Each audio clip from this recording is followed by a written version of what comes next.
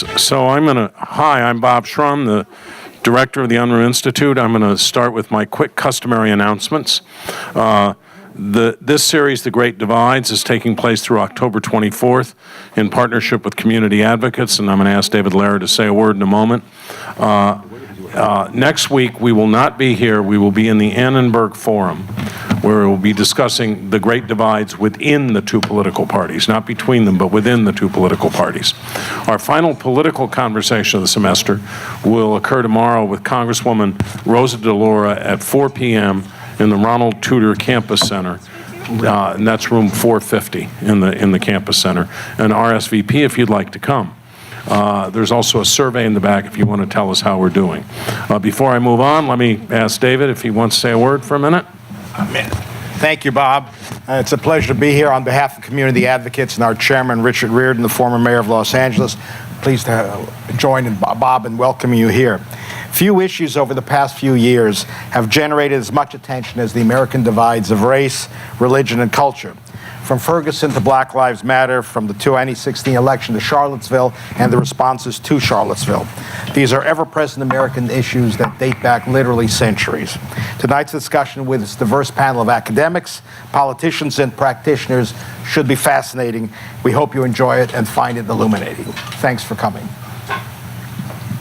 Thank you, David. David's told us the topic. Let me introduce the panel, and then they'll take it from there. To my immediate right, Diane Winston, Associate Professor and Knight Center Chair in Media. No, that's not right. That's not right. Okay, I'm just going to... A lot of confusion nowadays. Yeah. To my immediate right is Genethia Hudley Hayes, who serves as Education and Social Services Deputy for the Office of Los Angeles County Supervisor Hilda Solis. She's the former Executive Director of the Southern Christian Leadership Conference. Then we have John Wood, who was a 2014 candidate for the U.S. House of Representatives, was the Republican nominee in California District 43. We don't really have partisan nominees, but he did run, and he did say on the ballot that he was a Republican. He's a political and cultural commentator and a musician. Arnie Steinberg is a Republican political strategist, a sort of legendary one, actually. His latest book, which sounds fabulously interesting and I have to read, is called Whiplash, From JFK to Donald Trump, A Political Odyssey.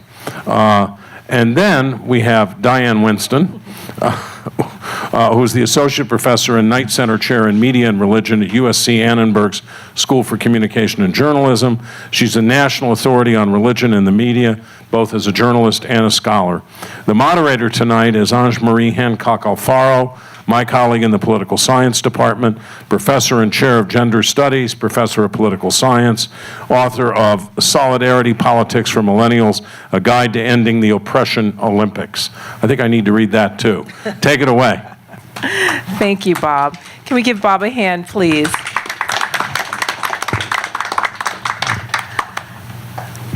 So you have to, I'm not even sure if living under a rock would be enough for you to not know how polarizing our politics is right now. And as you know, Bob has already mentioned, there's at least 3 third rails that we're going to talk about today. We're going to talk about race, we're going to talk about religion, and we're going to talk about politics. And so we've had a little bit of a chat before we started here. So we're going to have a dialogue among the panelists about 4 or 5 of the about 1 million different polarizing events we could be talking about today, some of which are changing as we speak in Washington and around the world. And then we're going to open it up for questions. And so we'll have about 15 minutes at the end for folks to ask their questions. I see some of my former students in the audience. You know, you're always welcome to ask questions, but virtually anybody in the audience, you can definitely stand up and ask a question if you'd like. So the first topic, just to wade in, because we at USC know a little something about football, I'd like for us to talk about these ongoing NFL protests, which really began last year with, of course, Colin Kaepernick, formerly of the 49ers. And we know that this protest has kind of taken on a life of its own, right? Kaepernick is out of the league, and we're still, talking about this, and more players are getting engaged. And just today, Doug Baldwin, who's a wide receiver for the Seattle Seahawks, and Roger Goodell sent a letter to the Senate Judiciary Committee calling for criminal justice reform. But we know that what's happened this season in particular is that there's a debate about free speech and the right to speak up for social justice. We know that President Trump has weighed in, and there really is a debate about whether taking a knee is disrespectful to the flag. And so the question I have, and I'd love to start with you, Genethia, if I could, and then other folks can jump in, why do we see this issue so differently based on our beliefs about the prevalence of racism? Well, I think part of it is everybody has a different lived experience. And so everybody comes at the question from a different perspective. From my perspective, I believe that in the tradition of a free and open society, which is what we are, we have a literate society, free and open society, I think that people should have the opportunity to express their opinions, to express how they feel. I also don't think that this, for me, is an intersection between whether or not we're denigrating the flag or whether or not people should be told that they have to be quiet. In a democracy, from my perspective, I don't think that you denigrate the flag by simply saying that for us, in this moment, talking about Black Lives Matter, talking about oppression, talking about racism, this is a way to express the fact that some of the things in the country are things that we disagree about. And so I really am unhappy that it's being co-opted by President Trump or other people saying this is only about being disrespectful to the flag. Yeah, I think if President Trump had stayed out of it, it would be a much clearer issue because the people who are for or against him tend to be polarized on whatever issue he steps into. Having said that, I'm a First Amendment purist, I think, and I am consistently so with regard to lots of speech I don't like and I personally find offensive. But there's a lot of confusion. The First Amendment was designed and intended to prevent government from interfering in free speech. But we have all kinds of interference in places you work and so on. You can't go and scream offensive words about somebody's race or religion. Your boss will say that's just not proper. No one would say he's denying your free speech. We had this fellow here in Los Angeles who said offensive comments about African Americans to his mistress on the telephone, and a call she recorded, and it ended his involvement in football. Now, again, you could argue as despicable as his comments were, maybe that it was too punitive. I think the bottom line here is that there are some people who honestly feel that whether or not there are grounds to protest, and I think there are lots of grounds to protest, some people feel that that's not the way to protest, that there is sort of a common community, kind of de Tocqueville standard we had over 100 years ago there, and that we can, within that, find other ways to protest. Last point I would make is you mentioned the magic words criminal justice reform, and it's a sad, sick situation that in response to these protests that the National Football League Executive Director is calling for criminal justice, as if this should be the catalyst for that. And I'm going to end by saying that in the notes you had originally sent, where you said come up with something positive at the end, I'll sort of come up with at the beginning, is I look for coalition building issues upon which people who otherwise disagree can come together. And there is an abundance of them, and one of those is criminal justice reform. And I've, for the better part of 20 years as a volunteer, assisted Chuck Colson's, he's now deceased, Christian prison ministry. And if you look at those issues, you would be stunned to find a number of governors like former Mitch Daniels in Indiana who've been in the forefront of all the aspects of criminal justice reform. And I've publicly taken on Jeff Sessions, the Attorney General, who is basically off-center in that. And I think if he leaves as Attorney General, that will probably be the reason rather than Russia. Diane, yeah, there's a cultural piece to this too. Yeah, interestingly enough, the precedent for many of these cases of people protesting against a national symbol came about in the 1940s when Jehovah's Witnesses refused to, when high school students who were Jehovah's Witnesses refused to say the Pledge of Allegiance and salute the flag. And they were inspired by their co-religionists in Nazi Germany, because in the 30s, Hitler said everyone must salute the flag, and the Jehovah's Witnesses felt that he was suggesting that the state came before their religion, and they refused to follow orders, and they asked their co-religionists around the world to do the same thing. The Supreme Court heard that case in 1940 of the Americans who refused to say the pledge, and they said that the Jehovah's Witnesses had to do it. Subsequently, there was such an outbreak of hatred and discrimination against the Jehovah's Witnesses. They were tarred and feathered, their businesses were attacked, they themselves were attacked by mob violence. So after that, when the Supreme Court could hear the case again, with a different iteration of it, they changed their minds and they said, yes, it was legal to not pledge or not salute if you felt that it would go against your conscience. So the religious exemption for doing this has been clear for the last 6 decades.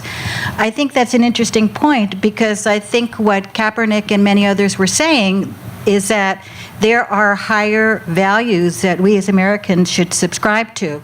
And right now, as a country, we're not doing that. And I think that no matter what color or religion you are, if you believe that there is a truth and a ultimate reality that transcends earthly politics, and you want to give honor to that, then saying you are not going to respect the state is really part of the whole picture. And if you don't believe me, read Henry David Thoreau, Civil Disobedience. I just don't think the comparison to the Jehovah's Witnesses is a case that has to do with religious freedom that has been affirmed. And we had Ted Kennedy and others introduce federal legislation to protect religious freedom. And since then, some of the sponsors have advocated their position. Let me give you an example. We have cases pending now where... It's free speech, though. It's free speech. Well, I know, but that's not what you said. But you compared it to a case that's incomparable. You know what? I will speak more clearly. Okay. It's free speech. So we'll change it back to free speech then. But freedom of religion also entails free speech. Well, no, but I do want to let John weigh in. And again, we do have a bipartisan panel here, so you will hear debate. So it's not the speech that I want to shut down. I just want to make sure that John has a chance to weigh in on this topic as well. Actually, I was enjoying the sparring match. I was curious to see who was gonna come out hands raised on the other side. But I'd like to zoom out a little bit, because I think that most people are pretty clear on the fact that on the one hand, as Americans, we do have a First Amendment, we do have a right to free speech, and then on the other hand, of course, we do have the rights of private corporations, private entities to regulate behavior within that framework. And, there's the NFL is a very public, obviously, enterprise, and so there's all sorts of tension between the rights of business owners to run their teams and their organizations as they will, and the rights of players to protest. But I think most of us sort of more or less understand the rules as far as that works. What makes this an interesting issue for me is the fact that with the protests of the anthem, the taking of the knee, the reaction to it from across the political spectrum, we find ourselves in the midst of sort of competing sanctities, if you will. Whereas we have one flag, we're supposed to be one nation, but what you discover is that people on opposite ends on the two halves of the political universe in this country see that flag in different ways. It represents different things to different people. And when they teach us the Pledge of Allegiance, we sort of ingrain the meaning of those words a bit, but ultimately, to your point, the thing that defines the significance of the flag to us is the experience that we bring to it. So I'm married into, just so you know, I'm married into, my wife was a veteran. I got to live among soldiers for some time. I know that for many people, when that flag raises up in the air, when the Star-Spangled Banner begins to play, what they see is a flag that represents the sacrifice of their brothers, their aunts and uncles, their fathers and great-grandfathers, all the way back to the founding of the country. It's tied in with the idealism of what it means for the United States of America to be the home of the land of the brave and the home of the free. And then for many other people, I'm also a person who's lived in the Jordan Downs projects in Watts. I've seen poverty. I've been amongst people who have a history in this nation which is quite a bit more complicated in terms of its relationship to the idealism upon which America was founded. The flag oftentimes is tainted with a larger historical framework of oppression that seems to be manifested in the very issues that Colin Kaepernick was trying to draw attention to. And so if we had a higher form of leadership in this country, I think that this would be an opportunity to create a dialogue that would allow for Americans across the spectrum to come to understand one another a little better, because it's the perfect opportunity to do that. Instead, and unfortunately, I feel like a lot of our political leaders have polarized the issue in a way to where it's just another opportunity to divide folks to reap political dividends, but the opportunity is still there for, I think, us to draw something positive from the flow of the discourse, if it can be used as an opportunity for us to better understand one another. And I want to hear what Genethia, what you have to say, but I also want to bring back in the idea that Colin Kaepernick, for example, is a Christian, right, and has been very public about his Christian faith, right, and it does drive some of his behavior here. And so the question that I have that I also want us to think about for this part of the conversation is, to what degree do certain messages get drowned out as these larger narratives, whether it's, Arnie saying that President Trump probably shouldn't have weighed in, right, because it just makes it, even more hyper-polarized than it was before, or John, what you're saying, about this flag meaning different things to different people. I think the NFL is inappropriate for, because the NFL is a business, and it's like Hollywood and sex. I mean, people can't hear your microphone. Oh, I'm sorry. The fact of the matter is that it's inappropriate form because the NFL is a business. This university is a business. They can talk about higher education. It's a business. Money counts. And if attendance goes down because of what's being done, you can bet there's going to be a change there because of money. Genethia, I know you wanted to weigh in on this. But in the final analysis, in a free and open democratic society, where we value free speech and where we value, or we say we value, a hard exchange of ideas, and where we also say that what we value is, I'm going to value your right to disagree with me, but you've got to value my right to be able to protest in the way that best speaks to my experience. That's, I think, where the intersection of Donald Trump involving himself only on one side of it. This is disrespectful to the flag, and that's all he can see, and that's all he messages, and basically he's talking to his base. No, exactly right, and that's why he's making a grievous error. He's making a grievous error. He should be acknowledging some of the issues there, and then his point would be treated with a lot greater credibility. And if you really value all of the things that the Constitution says that it stands for everybody, then his is just a one-sided, very narrow view, and what it has done is it's polarized people so that you've got to either be on one side or the other side. And there's no ability, like you're saying, for there to be a dialogue, to have a conversation about it. This is something that's real and true for everybody. Well, and I think, to all of your points, right, this is really about people's real lives, right? Yeah. Whether we're talking about veterans' lives, whether we're talking about Colin Kaepernick's life, whether we're talking about the lives that he purports to represent, or the business owners who have, their finances and their family fortunes on the line, every day for some of this. This really is about people's different lives in terms of what we're really thinking about in terms of the influence of race and religion. But you can be a business owner. You don't own those football players. No, you don't. That's very when you think about it, for football players, sometimes that raises the specter of chattel, of are we just pawns? Do we go out and do what we do on Sundays because we are making a profit for, and then is somebody then going to tell me what my right is as an individual, even though I actually work for you? But do I have individual rights to be able to protest in a way that makes sense to me? And so that's an area of where people have to be very careful about, where the owner of the business, the owners of the teams, Where does their right end? It's not a right. It's a business. where It's does just the like players it's just like begin? Hollywood. When you have actors or actresses who take positions that are too controversial, it's bad for business. This goes back 60, 70, 80 Yep. years, and it isn't on one side of the issue or the other. It's anything. They don't like controversy. But did you see today that the owners and the players renegotiated some of these issues, and it turns out that the owners are going to support the players to talk about their social justice and social activism, and they're also going to help fund some of their social justice projects. So it did seem as if the owners were trying to meet some of the I players don't think this halfway. meeting is just a payoff. I mean, it's just business. It's just business. Well, that's an awfully cynical way of Yeah. looking No, at it. it's not a And cynical way. that- Look, I mean, I'm not a cynical person. But that brings it down to just a transactional relationship. That's what it is. That's what and it if is. that's how they see it, that may not be the way the players see it. You see, Yeah, the When you look players at are getting what to have is their the history of message. Kaepernick with respect to public policy and taking stances before this?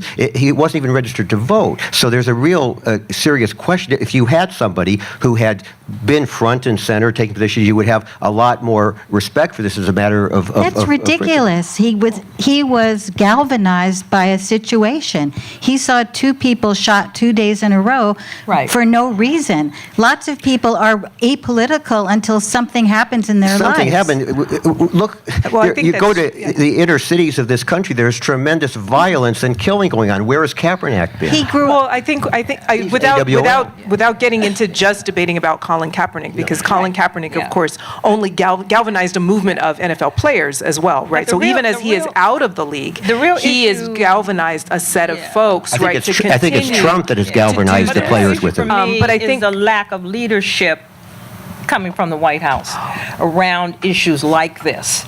You don't have a lot, I don't see a lot of courage on the part of Donald Trump to do any kind of individual thinking and to understand that the office of the president means that you really are supposed to be representative of, no matter what your base is, you ought to have some kind of an idea of being more representative of the country as a whole, understanding. I totally agree. I totally agree. What's happening, what's going on, the Yeah, shift but in you don't still demographics, expect that to all happen. kind of You stuff. don't expect We're that just to talking happen. right over you. No, she was saying the mic. Oh, okay, sorry. Yeah, and the one thing I do I'm want talking to them and not to you.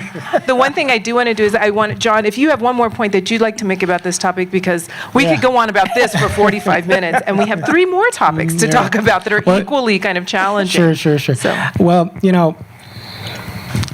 I'm clearly I'm disappointed with the type of conversation that we're having around these sort of issues. I do think that there's been a failure of leadership on the presidential level, but I mean, Donald Trump is more of a reflection of where our broader culture is at, really. I don't think that in the major media news outlets, both on cable news and talk radio and the internet, I don't think that people are all that interested in trying to create some understanding in terms of where the different sides of this, the people who are populating the different sides of this controversy come from. So just to give you a little window into the way I feel about these things, I'm a person who would never sit for the national anthem. And I come from a family full of folks, including white folks, black folks, including folks who from the hood, who've lived hard lives and who have a real pessimistic view on America.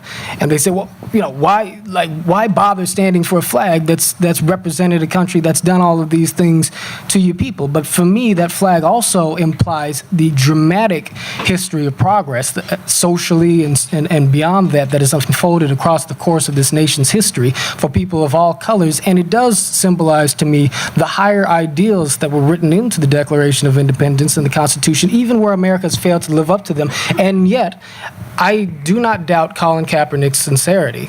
He may not be an expert in some of the things he's talking about, and you can certainly argue that he chose the wrong form for what he was doing, but then again, this was the platform that he thought was going to work. I don't judge his sincerity. What I would hope we could do is come to a place to where we can cut past the personalities involved in the controversy and try and actually create a framework wherein we can discuss the meat of these issues and pivot in the direction of actual solutions. And, leadership on both sides of the aisle, across the spectrum, should be trying to shepherd us in the direction of that conversation, as opposed to the sort of relentless pundit dialogue, which is basically toxicifying the way Americans seem to think and speak about politics across the spectrum. And we shouldn't settle for it. So my opinion. thank you for this rich discussion just about this. And again, we could go on and on and on about this topic. But I would like to start, Diane, with you in transitioning to a second equally challenging topic for us to discuss across the spectrum, which is the end of the DACA program. So President Trump ended the DACA program, and opportunity for renewals expired last week. And one of the things that's been really interesting to watch, as a political scientist at least, has been there seems to have been a convergence among those who are seeking racial healing and justice, immigrant rights advocates, and the progressive faith community to really speak up and act on behalf of those who are being pushed back into the shadows for a variety. We know from statistics, domestic violence reports have dropped dramatically, and all other kinds of different things that we knew people felt safe to do, they no longer feel safe to do because of the raids and because of the end of DACA. On the other hand, the conservative faith community and so-called border hawks, regardless of their religious faith, feel quite differently about this matter, right, and are really in favor of what President Trump did in terms of DACA. And so there's a real debate going on in religious communities. There's a real debate going on about these issues more generally. And so the larger question is just, you were talking a little bit earlier about, thinking of a truth that might supersede politics, Is this a case where religious doctrine could supersede politics, or is politics infiltrating religion so that even among Christians there's this big divide, or even among Jewish people or Muslim people there's this big divide on some of these immigration issues? Well, as I did some research on this, I was struck by the fact that all the groups who you would expect to support DACA on the religious side did support it, but many conservatives also supported it. So the National Association for Evangelicals, the Christian Hispanic Leadership, there are several coalitions. These groups tend to take conservative positions. Also, some of the mega churches that tend to be more conservative, they all came out in favor of saving DACA and the Dreamers. And they agreed that, one, these were children who came to this country and they have led positive lives, so why are we doing this? And they also believe that many of these people are the future leaders of the church. And so they themselves don't want to see, most of the DACA kids are Latina, and many of them are religious, and so whether you're Catholic or Protestant or evangelical, it makes sense to want to keep these people here from a purely evangelical point of view. So I'm struck by the fact that there are some religious leaders on the right who support Trump all the way and want to get rid of them, but that's a minority position. And so I think it's a sense where you can give political, cynical reasons that people of various faith traditions are supporting this, like they want to keep their numbers high. But you also can take the other perspective, which is that, one of the key Bible verses is providing homes to the homeless, sheltering the needy, taking care of the stranger. And so people see themselves following biblical injunctions by wanting to keep DACA. John, I don't know if you have a position you'd like to share on this. Since you had such a small part in the last one, I'll throw it to you to make sure you can weigh in here. I usually don't get criticized for not talking enough. I'm trying to be a better listener. Maybe this isn't the time for that, right?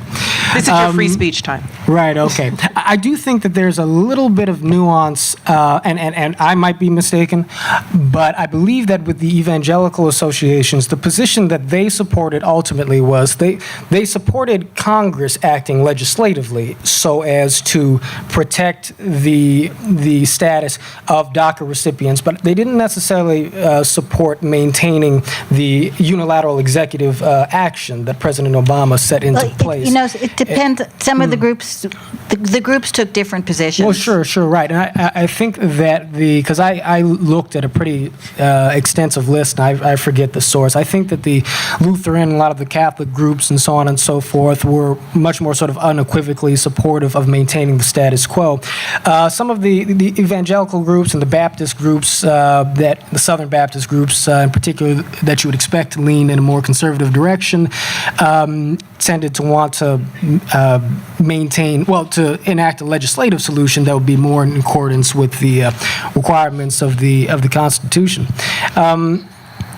But I think that a lot of the friction that you see around this issue and around similar issues within Christian culture comes from the fact that within the church, there is an obvious acknowledgement of the fact that the Scripture, that the Bible, time and time again, asks us to to be kind to the stranger in your midst, to care for the poor and downtrodden, and for widows and orphans in their trouble, and so forth. But that as that translates politically, you have certain strains of religious America that have different political histories wherein they see the act of charity and social involvement as being more or less tethered to the role of government in people's lives. So for many Catholics, for many Lutherans, for many religious people of religious persuasions that are, I suppose you might say, drift a little more leftward theologically, although I'm not entirely comfortable even with my own description of that because there's so much variance. But with a certain segment of Christian America and religious America, there's a sense that the government should be proactive in assisting people reach a higher sort of level of security, whereas others feel, and certainly in the evangelical and the Baptist community, more generally speaking, that this is a matter for private individuals and individual communities in the context of charity and personal initiative to try and take a lead on terms of helping other people. And the way in which that relates to DACA is simply in the fact that you've got a lot of Christians who feel that they do want to help immigrants. They do want to help people who come to America seeking a better life, but they want to maintain the rule of law in that process. And I don't think that that's a hard position to empathize with. So a lot of times our attention gets turned to those people on the right and the religious right who seem to be very vitriolic in their rhetoric, and we think these people are xenophobic or anti-immigrant, so on and so forth. But a lot of times these are people who could potentially even support a pathway to citizenship or at least some amicable measure of legal status for undocumented immigrants who just want to see things done a certain way and don't like the idea of the nation's borders being sort of thrown open to facilitate what they perceive to be just sort of a cynical political agenda coming from the other side. And that dynamic finds its parallels in the church. Genethia, do you want to the other weigh in? thing that I would like the to other ask thing whether I you think talk that we resist talking about because it's difficult is to lift that rock up and try to make a determination about whether or not we think that Christian charity is something that we should extend to only people who look like us and only people who think like us and only people who profess to be evangelical Christians or profess to be Catholics or whatever all of religious organizations are, Protestants, Catholics, whatever that turns out to be, as opposed to understanding that what we're not talking about is how do you fix the immigration system itself. As an American born here in this country, until my daughter married a Chilean, and they came to this country, I was unaware of how broken the system is on a path to naturalization, forget citizenship, just on a path to naturalization. And also there's the fear that when and where you enter this country matters. We're talking about, when you talk about DACAs, you're talking about people of color. And there is a pushback in this country always for, am I going to be displaced? Is my power going to be diluted because the country demographically is shifting and will shift more quickly?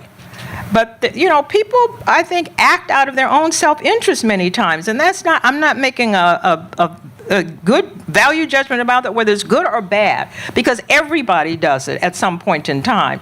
But underneath this conversation is, what is it that I think I'm going to lose in this whole business of DACA? What is it that I think I'm going to lose by having these dreamers come in? without the rhetoric of anchor babies and all of that other kind of stuff, can we have a conversation about what are the things and the push buttons and the fears that we all have as we are looking at the demographic shift in the country that will continue if we believe that these dreamers should be embraced and they should be in the country, and we should be working on a different immigration policy. And Arnie, I want to ask you about the politics of this too. So please respond, but I also think can you talk just about the politics to be of very this? brief, I was in Washington 3 times last month on just volunteer activities having nothing to do with this. And in my conversations with senators and members of Congress, I found a couple things. One is they all felt, and I took this position in this book that was written months ago, that this whole thing would be resolved, that there would be a path to citizenship. They were bothered by the fact that, again, not being cynical, that they thought that Democrats were going to get the credit, that Ronald Reagan had been forgot for what he had done on this issue there, and suddenly it's going to be that the Democrats have negotiated with Trump. So they see it as inevitable that there will be a path to citizenship there. As far as the religious point, I think on so many of these issues, there is sort of a loose separation between those who see kind of a salvation in what you do and those who see a salvation for whom you vote. Do it too. Yeah. Yeah, and I think the religious question is really complicated here too when you think about some of the state and local efforts, right, around immigrants and around dreamers. Certainly, if you think about Utah, a state that has, a predominantly Mormon population, traditionally ideologically extremely conservative, bleeds red, in most ways. They were some of the first folks to put forth the Utah Compact, right, which was an immigrant-friendly policy. But I think that historically, we're maybe losing sight of the fact that while many different groups of immigrants have had challenges assimilating in the United States, there has been a greater tradition of assimilation in the past than there is now. Just to give you just a brief example, my dad came from Poland to Argentina. He didn't know Spanish. He just took it as a given. He learned Spanish. He then came to the United States. He learned English there. And so there are a lot of these things that make people here uncomfortable that are not that they're prejudiced against people there, but they're looking for the kind of assimilation that they remember. But try to remember that assimilation was easier years ago because those people that were assimilating and coming to this country as immigrants all had a certain amount of homogeneity. It was a homogenous kind of a group that came. They were coming from Western Europe. They were coming from Eastern Europe. They were coming from places where even once they got here, there was a certain kind of a cultural reference point that they have. There was a certain kind of ethnicity that they had. They were, pardon me for saying it, but they were all white. Well, I think that's oversimplification. Because if you go to Cleveland or you go to Buffalo, you go to these areas there, you'll see tremendous animosity. You look at the movie The Gangs of New York and so on there was tremendous tension. There weren't welcome arms there. You could see the battles with the Irish and everything else. The fact that they were white, you cannot gloss over the tremendous violence and animosity among different competing groups. Yeah, but I'm saying that at some point, that gets easier as opposed to now where we're looking at people who, A, speak a different language, B, come from places that we're not familiar with. They spoke a different language. And My parents spoke Polish. Yes, but still, when they came, I think that there was a difference because they were able to assimilate. I think just easier. I think that they had challenges. Well, This is where the scholar gets to weigh in a little bit. There are several scholars who have written, and actually what ends up happening with the Irish, the Italians, the Poles, and other groups is that they become white as they come here and spend generations here. So rather than, so in other words, you're both right. So in other words, you come, you're speaking a different language, people aren't welcoming you. I mean, you can walk down blocks in Chicago and there are all Catholic churches, right? But there's the Polish Catholic Church next to the Italian Catholic Church, next to the Irish Catholic Church, because none of them. But they ultimately do assimilate and become white. And part of what's going on there is not just racial, but also economic, right?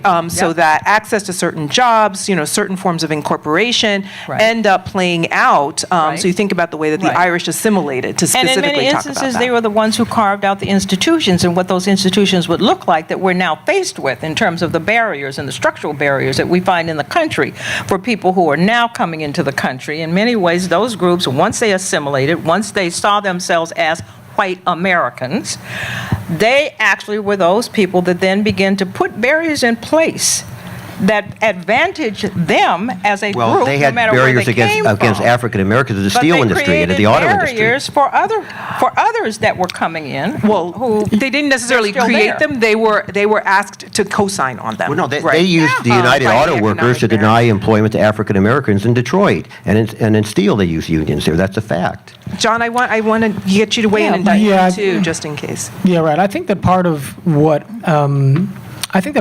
makes the process of assimilation either a little bit more difficult today, or at least seemingly more difficult, particularly from a more conservative and right-of-center point of view, is the notion that, whether fairly or unfairly, although I do think that there's some truth to it, there's a perception that there is a sort of political or ideological agenda underway to sort of push back even against the value of the idea of assimilation, because that idea kind of tends to sort of trip into these notions of cultural appropriation and losing sort of a distinctive sense of one's own people's own sort of particular history and traditions and so forth, and kind of selling out and almost to the American melting pot, if you will, that's become much more pronounced in our time today. With the generations of immigrants that you were referring to, I don't think that it was conspicuously the case at that time, or that there was any narrative at that time that said that these immigrants are doing everything they can not to assimilate. But a lot of folks feel that that is in fact the case with people coming to America today, not just the fact that, or the idea that some of them don't want to assimilate, but that there are people here in America that don't even necessarily want them to assimilate, or that there are cultural forces that are rejecting sort of traditional American values writ large, which make the assimilation process I think it's much more your complicated. Next topic I know is the Muslims. So just to save time, so I'll do a twofer for you. Yeah, a lot of it overlaps with that. Can I just make one just more point, just cherry on the ice cream sundae here real quick. I've been a black guy in Republican politics for like a little while now, right? And How old are you? a little older than I might look, actually. And the cultural conversation gets confused with the racial conversation very often. Most of the conservatives that I know are people who will have no problem with their sons or daughters marrying anybody of any color. But they want to know or feel that the people who are coming into this country and into their own families and neighborhoods and communities are people who, at the end of the day, regardless of what color they are. Now, obviously, you do have exceptions. I'm not saying that they're not people who have racial prejudice. There are. But for most folks on this side of the conversation, what they want is to feel that people of whatever color and whatever background who are coming into the country, communities, their families, and so on and so forth, truly want to be Americanized, right, and adopt what they consider to be American culture and American traditions and American values. Now, that may be a problematic fact in some ways, but it is a different conversation than this conversation that focuses around the idea of people who are anti-open borders as being simply racist. That's not usually the case. The truth is usually a little bit more complicated than that. But again, because of the polarization of the conversation, it's hard for us to get to that nuance. Yeah, but see, what I don't understand is I don't know what it means to be Americanized. I'm just not sure that in a culture that is as diverse as we find here in America, there isn't room for us to embrace also other cultures and have that then become a part of our American story and the Americanization of us. And let me just make one more point real quickly. The other thing that's driving this time around, from what I can see, is the job landscape has changed. And so you've also got an economic engine that drives this. I mean, at one point in time, when people were coming and they were assimilating, they were coming to America, there were all kinds of jobs that you could have, and you didn't necessarily have to be that skilled to move yourself into the middle class. Now, all of a sudden, we're seeing those jobs have disappeared.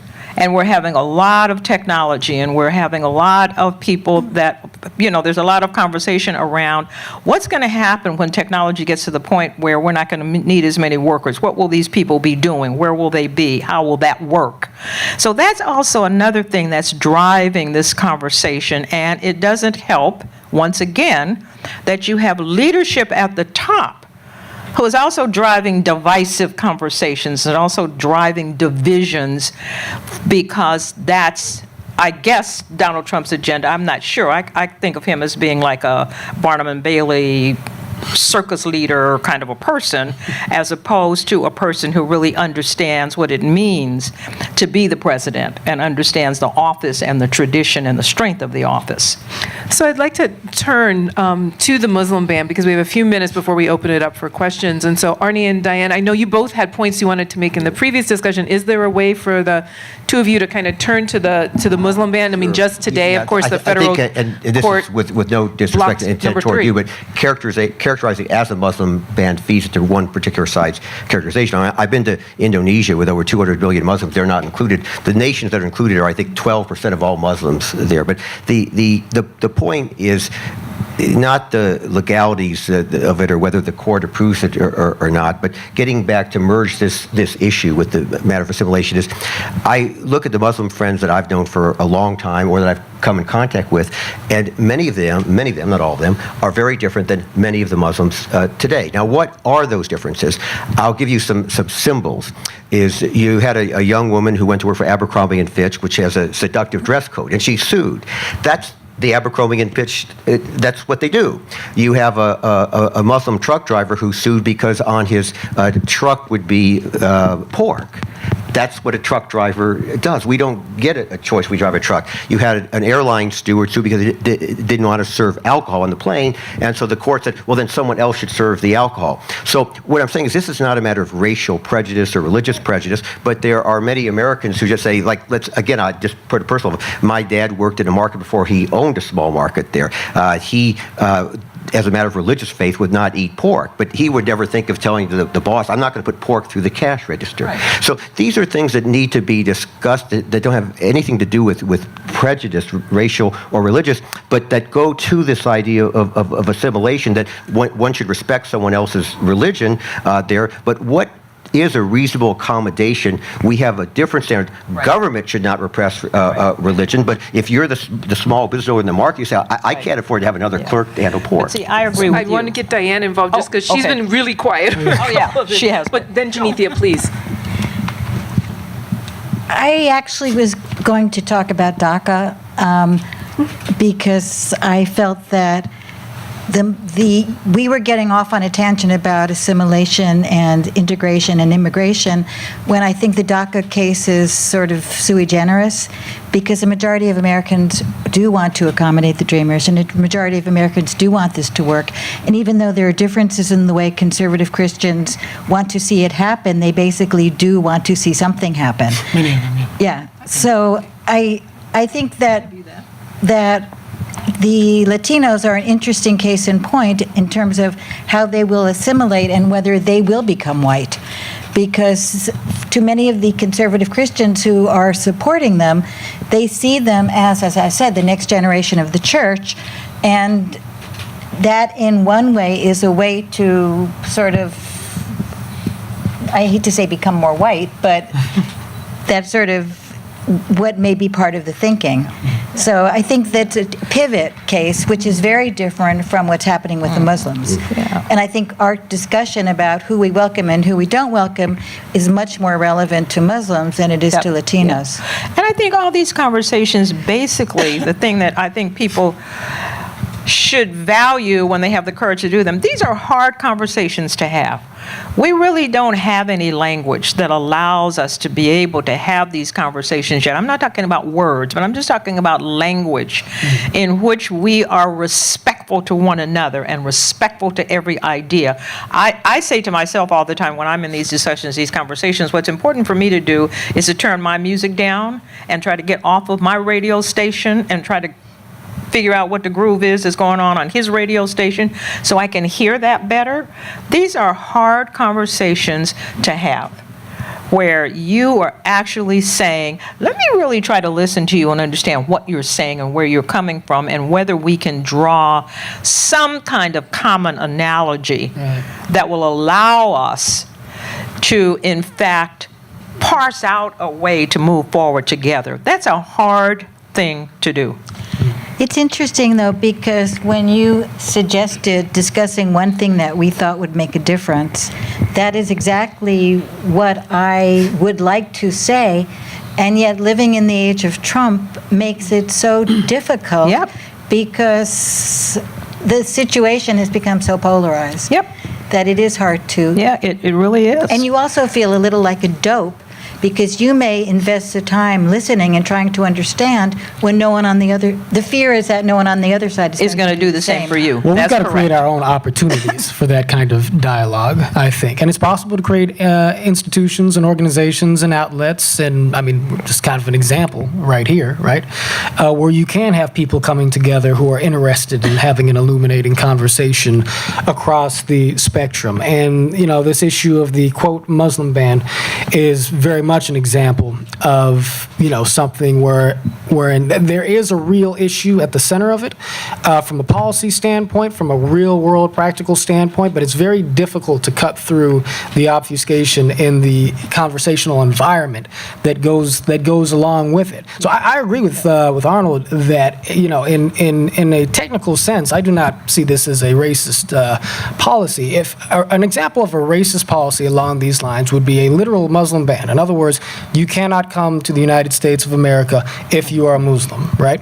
Having said that, though, and also having been a person who's, you know, worked on the ground, grassroots level, with people across the political spectrum, certainly conservative Christians and Republicans and so on and so forth, and person who's followed, you know, conversations of left of center individuals who come from a different perspective, like Sam Harris and other people who are concerned about certain religious ideas being damaging in America. You know, I do see that the tone of the conversation, the last presidential election, I think really did inflame some of our darker fears Yep. with respect to Yep. people coming from the Islamic world. Yep. That doesn't mean that there's not legitimate concerns to be had, but we can't deny the fact that the conversational forces that animated the last presidential election were largely, you know, based upon the idea of profiting off of people's fears of a generalized group of people. Because most Americans don't know much I about don't, I don't disagree with you. I know you want to disagree. Could No, we I- take Oh, he a said he doesn't question? want Oh, to- you I don't don't? disagree. Okay, sorry. I got points with Arnie over here. I'm sorry? I got some points with Arnie over here. Ah, very good. Glad there's a little I wasn't have a bonding but. going on. There was a butt coming. Yeah. I'm so sorry to have to conclude this Yeah. part. I want to make sure we have time for questions, though. We have about 10 minutes left for questions. And so I think our first questioner will be who? Rachel has the mic. That's so good. please We- raise your we hand if you resolved have a everything for question Right? That's or a point to make. we answered all the questions before they could be asked. Well, we weren't sufficiently stimulating. Or Hello, my name is Miriam Antonio. I'm a philosophy, politics, and law major. My comment is for Mr. Steinberg. It's kind of a point. You talked about how it would be better, you suggested that the undocumented people should assimilate, that if they did assimilate, that more people would favor their path to citizenship. And you made a comparison to like the immigrants, like the Irish and Germans. But I feel like there's a great difference. There is a great difference from those immigrants to immigrants today, because the first generation of those immigrants did not, for the most part, most of them did not learn the English right away. It was second generation, third generation that obviously then they did assimilate to the American culture, which I don't think there's an American culture. And a lot of the undocumented people who are currently here are first generation, and then they're having kids who are second generation, who are going to universities, who are assimilating to what you say, assimilating to the American culture. So I feel like it takes time. It's not like you can just immediately do it. Also, there's a lot of more obstacles today to these immigrants in our time now, and it's just much more difficult. And just also like the idea of like assimilation, I feel like that's a very sensitive topic, because just recently I saw a video of a teacher in a high school. Some students were talking Spanish, and she said, the soldiers did not fight for your right to speak Spanish. It's America, speak American.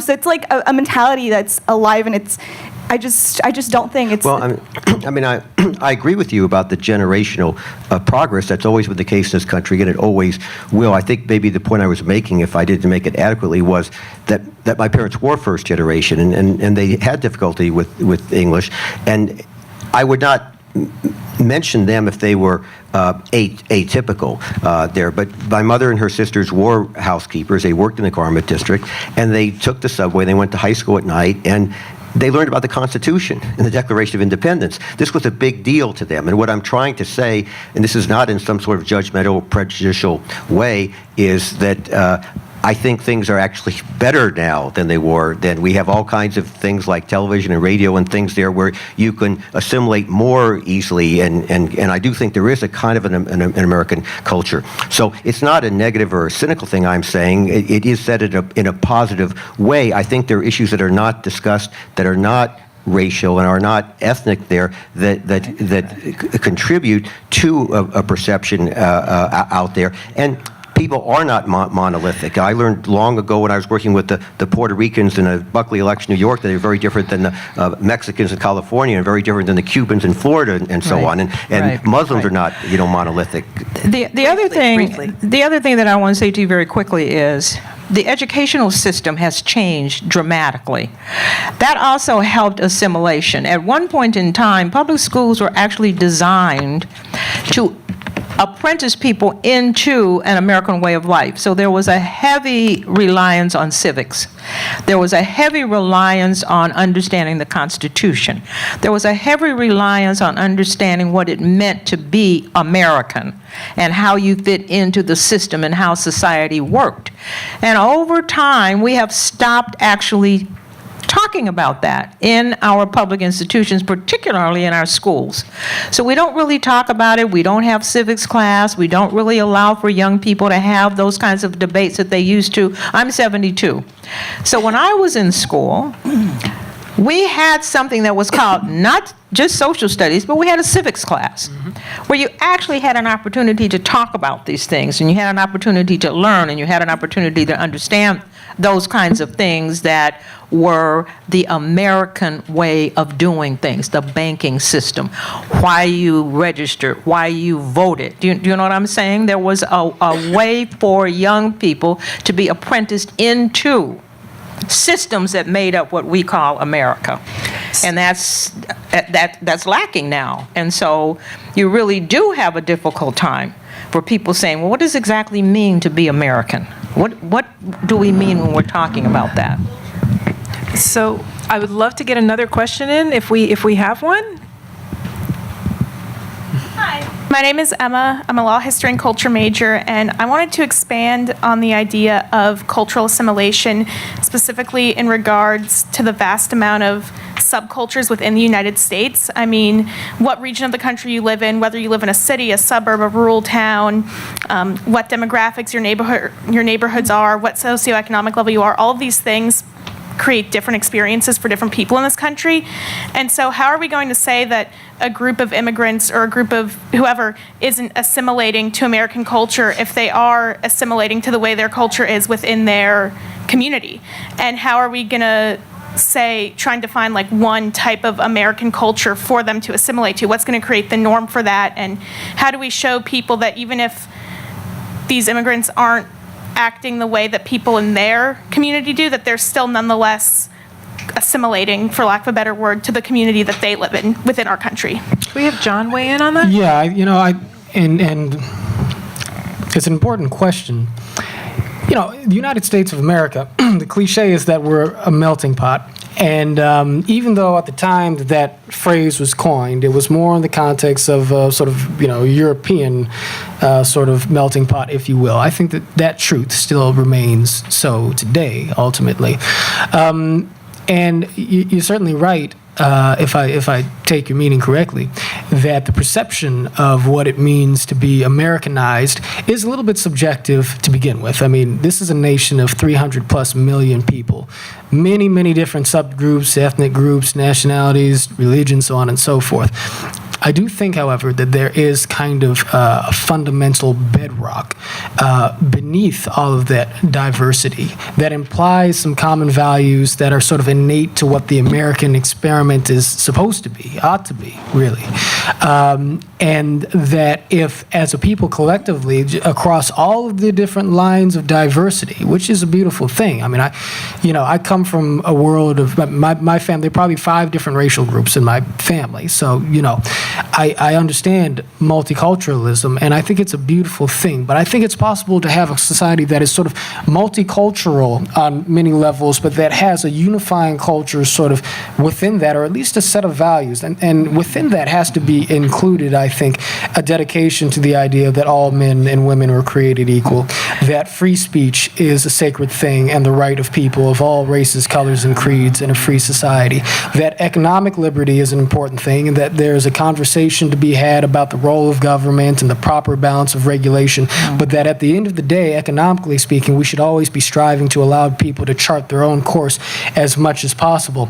But that means you have to remove barriers. Well, you have yes, to remove structural barriers absolutely. in But we have to the country. Of course. But we have to start with some conceptual agreement about what it is I think we're ultimately aiming at and what it is we're ultimately coming for. So everything I just said has a much more complicated policy and political argument. Yeah, that follows policy it. implication. But if we can agree on those fundamental starting points, then what we can if we can agree on that there even is a fundamental but starting therein point, then is where the suddenly rub comes in. Right, but then suddenly there is room to bring people in from across the entire spectrum of diversity. Yeah, so but long as we understand the importance I want to squeeze of those in one more. bedrock things. Sorry, I want to really squeeze in hard. one more question and let Diane weigh in. Okay. So that we can get one more question before we have to end. We got the rest of our lives to figure it out. Diane, Am I? did you want to reply Yes. briefly? Yes, I was going to say, if we were going to have to decide what we all believe in and come to common values, one of the most important things we need to do, and we haven't discussed this, and I wish we had, are women's bodies. Because right now, the big religious questions have to do with women's bodies as they have been for the last 30 or 40 years.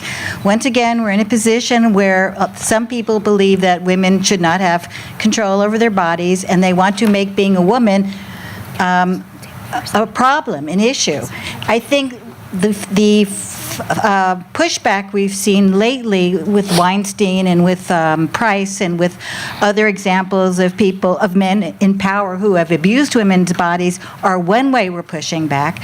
But I also think we can't be oblivious to all the things that are being done now in Washington to take control away from women's bodies, whether it's cutting into health care, whether it's making a woman a pre-existing condition so it's more difficult to get birth control and other women's devices that would give just her the more question of why is reproductive the freedom. government engaged in what I do with my body in the first place? Exactly. And this is a I wonder if you question. could show as much enthusiasm for what is happening in the Islamic world to women.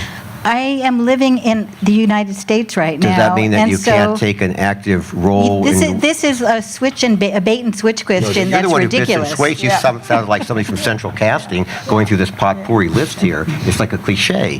know, we can have a whole discussion on I that. think this is a good example of why women have to have control of their bodies. Because we also then have. You can't debate me?